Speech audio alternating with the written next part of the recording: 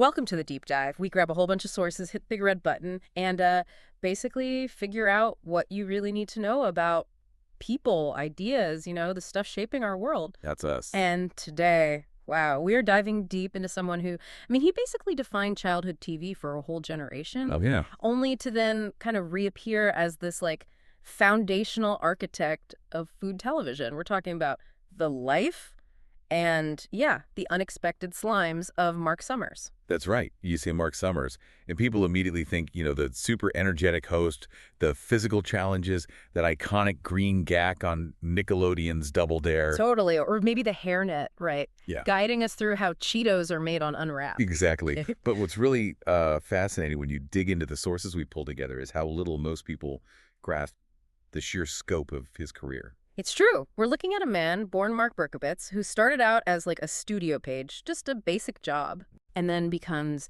a stand-up comedian, a host everyone loved, and then, this is the kicker, a really influential executive producer behind some major cable hits. And that's our mission today, really, to explore that whole spectrum. We want to show how every single role, big or small, kind of set him up for the next thing. Yeah.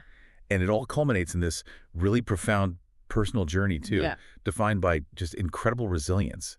We're going to get into the early hustle, the surprisingly complex production side of things. Which people often miss. Totally miss. And the deep personal battles he faced so publicly. We're talking severe OCD, multiple cancer diagnoses. It's quite a story. When you actually look at his full credit list, it's kind of staggering. Yeah, he's the face of Double Dare and Unwrapped, for sure. The big ones. But he's also the EP, the executive producer, who helped launch these reality powerhouses like Dinner, Impossible, and Restaurant. Impossible. This guy is a television powerhouse. His quiet influence, behind the scenes, often kind of outstrips his on-screen fame. And we promise you, after this, you'll get the true depth of his career. Yeah, it's the story of someone who is just always working, always evolving, always ready to perform, even when dealing with huge internal struggles. So true. And to really appreciate his later courage, I think we have to start right at the beginning. So get ready to be thoroughly well-informed on Marc Summers. Okay, let's do it. Let's unpack this and jump right into that foundation, the formative years. Mark Berkowitz, born in Indianapolis, Indiana, 1951, Jewish family. Pretty standard mid-century background. Right. Education seems pretty typical for the time. Went through public schools, West Lane Middle, North Central High, then off to Graham Junior College in Boston. But what's immediately fascinating, right out of the gate, is that his whole professional path seems to have been set by this one very specific, a philosophical chat he had when he was young. Oh, tell me about that. So Summers went to see Rabbi Weitzman of the Indianapolis Hebrew congregation. And the sources say he was genuinely torn, really struggling. About what? About his life path. Should he become a rabbi, dedicate his life to deep spiritual service? Or should he pursue performance, entertainment? Wow, that's a heavy choice, especially given his background. A really fundamental fork in the road. Exactly. But the rabbi gave him this piece of advice that apparently just clicked. It really defined his decision. Okay. He told Summers, and this quote clearly stuck with him, that as a rabbi, he could, quote, help a small congregation a lot. Makes sense. Right. Deep impact, smaller group. But the rabbi said, as a performer, you can help a lot of people a little. Interesting framing. Breadth over depth, in a way. Precisely. And that decision, choosing mass communication, entertainment, as this form of broad connection, it's just crucial context for everything that follows. Yeah, it frames his whole career differently. Not just chasing fame, but maybe fulfilling this, unique mission of wide-reaching engagement, even if it's lighter. He chose the biggest possible audience. And before he was engaging millions with, slime and food facts, he was developing those performance muscles the hard way, the real grind. Like what? What was he doing? Well, he started professionally as a magician. Apparently, as a childhood interest he kept up. Okay, so stage presence, timing, audience control. Exactly, things you need as a magician. He was also a radio DJ for a bit, so learning vocal projection, pacing. Right, getting comfortable behind a mic. And maybe most importantly, he was a working stand-up comedian. Okay.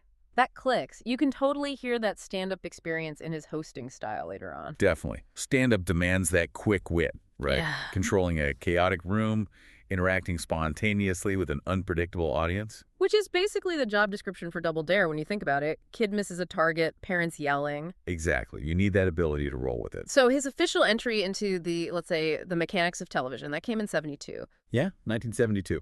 He makes the big move to Los Angeles and lands, like, the most foundational job in showbiz. A page at CBS Television City. The classic starting point. But it wasn't just, like, showing people to their seats. What was it for him? It sounded like it was game show boot camp. Oh, absolutely. The sources really highlight the sheer range of stuff he did there. It was kind of dizzying. Like what? He was filling in as the announcer on game shows, The Joker's Wild, for instance. So learning pacing, vocal delivery under pressure. Okay. He was helping with audience warm-up on these huge high-pressure shows like the Carol Burnett Show. Mastering that energy needed to get a live crowd going. That's a skill in itself. A huge skill. And maybe most critically, he was deeply involved in the production side of The New Price is Right. Wow. Soaking it all in from the inside, learning the structure, the timing, watching greats like Bob Barker. Exactly. He was building what you might call his, like, deep game show DNA right there on the CBS lot. He wasn't just learning how to perform. He was learning how the whole machine worked. That makes sense. That practical knowledge must have been invaluable. Totally. It meant he was ready when that first sort of bigger opportunity came along in 1986. He got a gig as co-announcer with the legendary Gene Wood. Oh, wow, Gene Wood. Yeah, on ABC's game show Bruce Forsyth's Hot Streak. It was short-lived, didn't last long. Right. But that little bit of exposure, that was exactly what he needed. It got him noticed by this emerging cable network called Nickelodeon. And boom, that leads us right into the era that, I mean, it cemented his place in TV history, didn't it? Absolutely. The iconic slime, the obstacle course, and a couple of moments that were definitely not scripted. Okay, this is section 2 then. The iconic era and the unexpected pivot. So that hot streak exposure, it directly led to Nickelodeon hiring him for Double Dare. Launched in 86, ran till 93. Became the defining role for a whole generation. Yeah. Transformed him from, a capable game show guy into a legit cultural icon. For sure. And the story of how he actually got the job is one of those great, like, accidental Hollywood tales. Oh, really? How did it happen? Well, apparently, it wasn't even him they called. A friend of his, a ventriloquist. A ventriloquist, okay. Yeah. This friend gets the call for the Double Dare host interview. But the friend had never even heard of Nickelodeon. This was 86, remember? Nick wasn't the giant it is now. Right, still kind of niche. So the ventriloquist just tells Summers, hey, why don't you go take the meeting? No way. He just sent him in his place. Yep. And Summers was, believe it or not, the very first person they interviewed for the host job. And they hired him. Like, right there. That's incredible. It speaks volumes about the energy and, like, the readiness he must have projected, right? All those years as a page.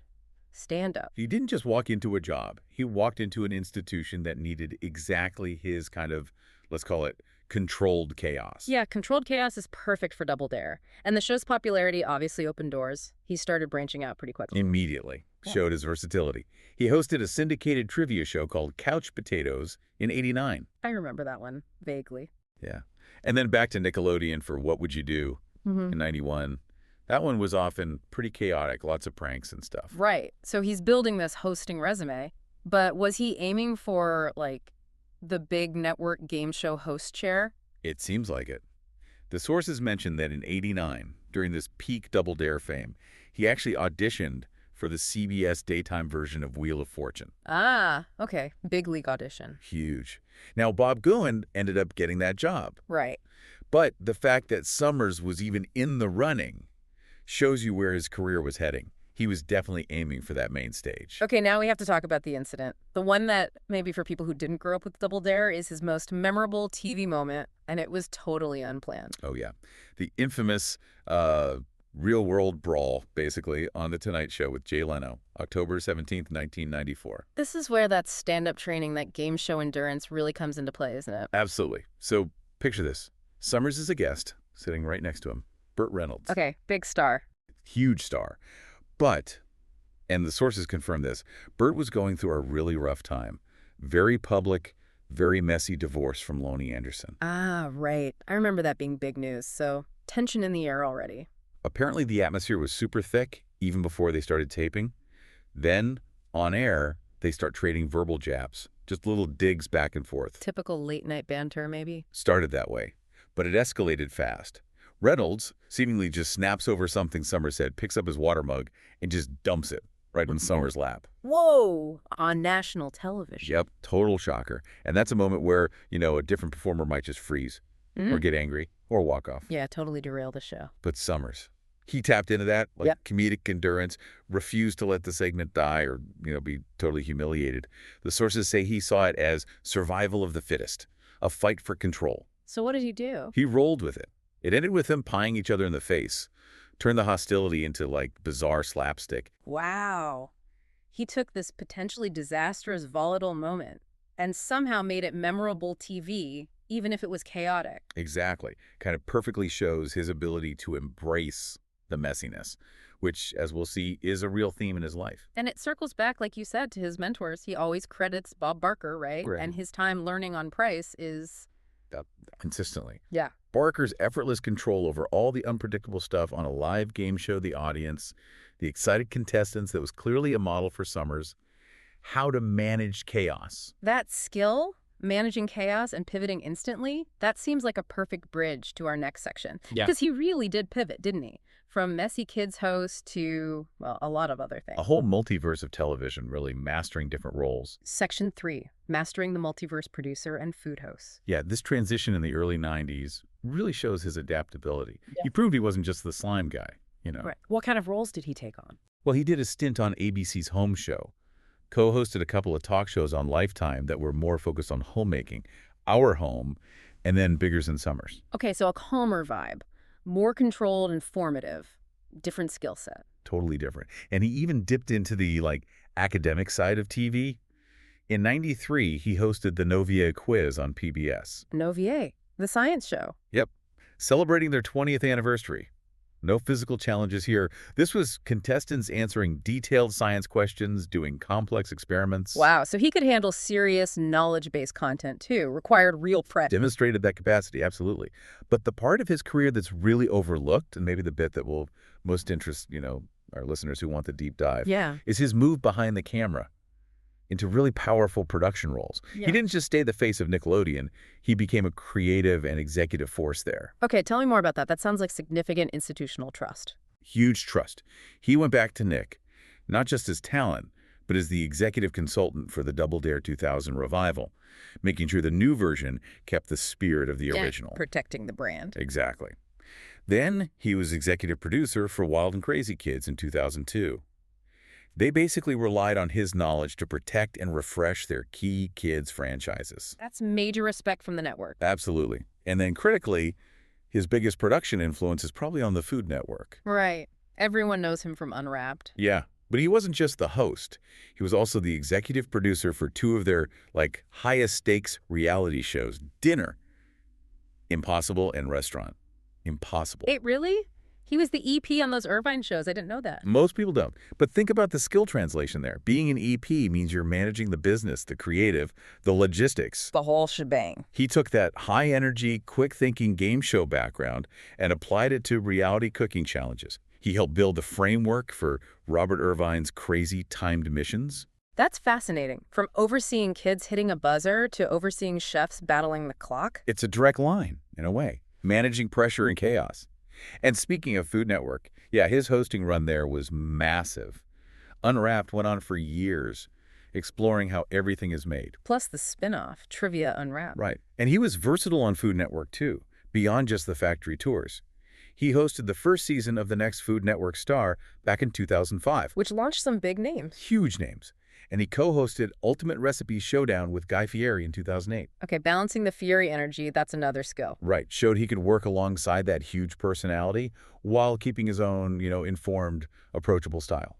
If you just look at his game show host credits alone, it's quite a list, beyond Double Dare. Yeah, Pick Your Brain, another kid's game show. History IQ on the History Channel that was pretty serious knowledge-based. Right. And Wintuition on GSN, Game Show Network. All requiring a host who could be engaging but also handle the intellectual side.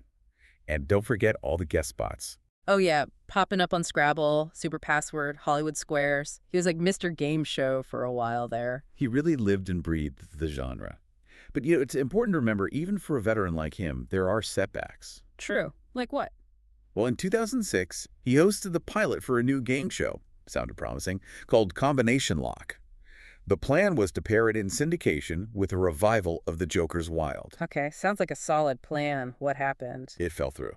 And the sources say it was because of those tricky behind-the-scenes deals. Basically, the distributor, King World, couldn't get enough TV stations, the right station groups, to agree to air it. The business side, distribution killed it. Exactly, couldn't get the clearances. So even with the perfect host, maybe a good concept, sometimes the logistics just torpedo it. It really shows that TV is a tough business, even when you're established. And firms it. The machine can be ruthless.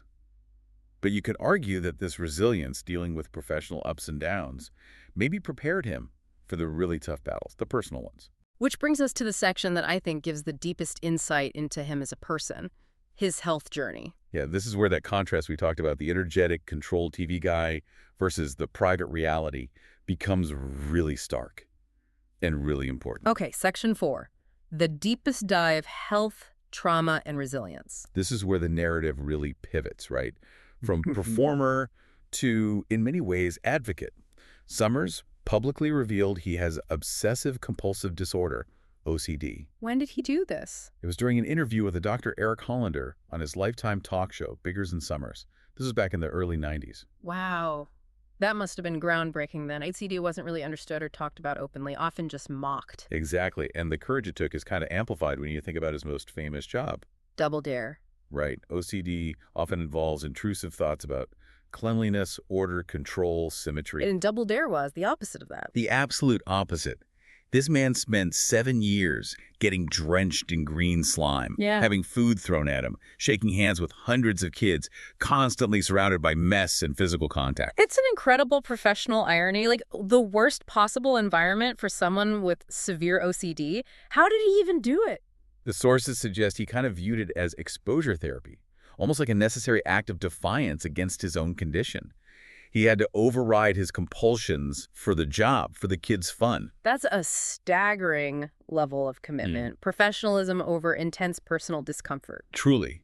And he didn't just reveal it once and stop. He became a real advocate, went on huge platforms like Oprah, The Today Show, used his fame to try and normalize the conversation. Like, he produced educational materials too, right? Yeah, in '99, he did a VHS box set with Dr. Hollander called Everything in Its Place, My Trials and Triumphs with Obsessive-Compulsive Disorder, and videos for a nonprofit called Freedom from Fear. He really leaned into educating people. But going public wasn't all positive for his career, was it? There were consequences. Sadly, yes. He revealed that the stigma, even back then, cost him a major gig. He was apparently all set to host a revival of Hollywood Squares. Oh, wow. Another classic game show. Right. But the network got nervous about his OCD revelation. Pulled the plug on him. He was replaced by Tom Bergeron. Man, that really underscores the stigma around mental health back then, and maybe still sometimes today. He lost a dream job, for being honest. It's a tough part of the story. And beyond the mental health battles, he faced serious physical trauma too. What happened there? In August 2012, he was in a really bad accident in a Philadelphia taxi.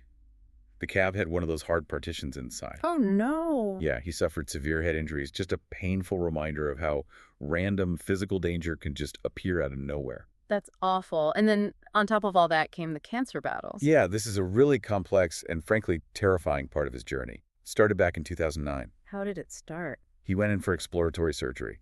Thought he just had some stomach problems. Pretty vague. But the surgery revealed cancer. Chronic lymphocytic leukemia, or CLL. Okay, CLL. What does that mean exactly? It's a cancer of the blood and bone marrow. Affects white blood cells, lymphocytes. It often progresses slowly, which is the chronic part. Yeah. Manageable sometimes, but still very much cancer. Needs serious treatment. Okay, so he gets this diagnosis. And then came something maybe even more emotionally devastating. He sought a second opinion, went to an oncologist in Chicago. Standard practice, right? Absolutely. Yeah. But this doctor shockingly misdiagnosed him.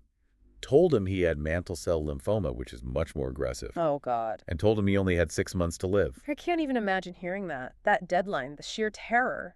Especially after the initial, more hopeful diagnosis. The psychological whiplash must have been immense. Thankfully, he went back to his first doctor, who confirmed the original CLL diagnosis was correct. The 6 months to live was wrong. Thank goodness. But even CLL manageable doesn't mean easy, right? Not at all. The treatment was intense. He went through 2 full years of chemotherapy. He described it himself as just brutal. And he was working through this. Apparently so. Which speaks again to that incredible inner drive, that resilience. He did achieve remission in 2016, a hard-won victory. But the fight wasn't completely over, was it? No. In late 2019, he revealed publicly that the cancer had returned. He didn't specify the type in the sources we looked at. Right. But even then, he maintained that fighting spirit, said he was on medication, felt positive about his prognosis, just refused to give in. Wow. That sustained fight through the OCD, the head injury, the recurring cancer, that really is the deeper story, isn't it? The slime and the obstacle course seem almost like a metaphor. Exactly. The endurance needed for Double Dare was just a warm-up, in a way, for the endurance needed in his private life. Which brings us neatly to our final section, the full circle. A life that's now, you could say, fully unwrapped. And he seems dedicated to reflecting on it, performing it, sharing that perspective. Section 5. The full circle, a life unwrapped. His later career has seen this real renaissance, hasn't it? Fueled by 90s nostalgia partly, but also his willingness to just own his whole story. Totally. Huh? He came back to Double Dare for the 30th anniversary in 2016, hosted a huge event at San Diego Comic-Con. The crowd went wild. Showed how much love there still was for the show and for him. And he stayed involved with the revival, too, right? The one with Liza Cochet? Deeply involved. He provided color commentary, but crucially, he was also an executive producer on that 2018 revival. Ah, back in the producer chair. Yep. Ensuring the new version respected the original's structure and vibe, while still appealing to, the YouTube generation. A key bridging role. And he even took the show on the road. He did. Hosted Double Dare Live in 2019. A non-broadcast, national touring version, bringing the slime and the challenges directly to fans across the country. He seems to still embrace the fun side, too, like those local Philly events. Oh, yeah, hosting things like Drunk Double Dare and Dunkle Dare for radio station events. Shows he can still have fun with the legacy, be a bit irreverent. This later phase really feels deeply autobiographical, though. He became the subject of a documentary. Yeah, On Your Mark. He's also an executive producer on it. It chronicles his whole life, but focuses specifically on the journey of developing his one-man stage show, which was apparently quite difficult. And the people who spoke for him in that doc, it's quite a list. Really impressive. Shows the respect he has across different parts of the entertainment world. Neil Patrick Harris, Ryan Seacrest, Guy Fieri, Seth Green. Wow, peers recognizing him as more than just the game show host. Exactly. And that one-man show, The Life and Slimes of Marc Summers, that's kind of his current big project, right? Yeah, it ran off-Broadway earlier this year, February to June 2024, at New World Stages. Yeah. He's literally taking his entire story, the highs, the lows, the OCD, the cancer, and turning it into live theater. Performing his own life. That's quite something. And he's still engaging through conversation, too, with his podcast. Right. The Marc Summers Unwrapped podcast started in 2023. Familiar title? New medium. Using his brand for in-depth conversations. And just as a final little note on his versatility, even with all this looking back, he jumped into acting again recently. Oh, yeah? A Hallmark movie. Hanukkah on the Rocks, premiered last December. Still performing, still connecting. He never really stops, does he? So if we kind of step back, try to synthesize all this, what's the big picture takeaway from Marc Summers' life? Well, you see this incredible journey, right, from that dedicated page at CBS, soaking everything in, to becoming this really influential EP on major cable shows. She has an amazing ability to adapt, to learn new skills, mastering the intellectual side for shows like History IQ, and then the complex logistics for the Food Network stuff. But I think what ultimately defines his legacy, maybe even more than the shows, is that profound personal courage, his willingness to make those deep private struggles public. The OCD, the head injury, the cancer fight, it transformed him, didn't it? From just a fun, nostalgic host into a real survivor, a powerful advocate. He really achieved this incredible paradox, didn't he? His career was defined by managing controlled chaos, the mess of Double Dare, the intense pressure of restaurant. Impossible. Right. But his whole life, he was managing the truly uncontrollable chaos of his own mind and body. It showed that real professionalism sometimes means pushing through your deepest fears and discomforts for the sake of the performance, for the audience. Which leads us perfectly into our final provocative thought, something for you, the listener, to chew on. Remember that foundational choice he made, influenced by the rabbi who said he could help a lot of people a little through mass media. Yeah, that core mission. Okay, so given everything he went through later, The public sharing of his OCD, the physical endurance through cancer treatment, the emotional cost of it all. How much did that act of vulnerability, turning his deepest struggles into his public narrative, his stage show? How much did that ultimately amplify that original ambition? Did his personal resilience in the end become his most influential performance ever? That's the truly extraordinary life we just unwrapped. Thank you for diving deep with us today.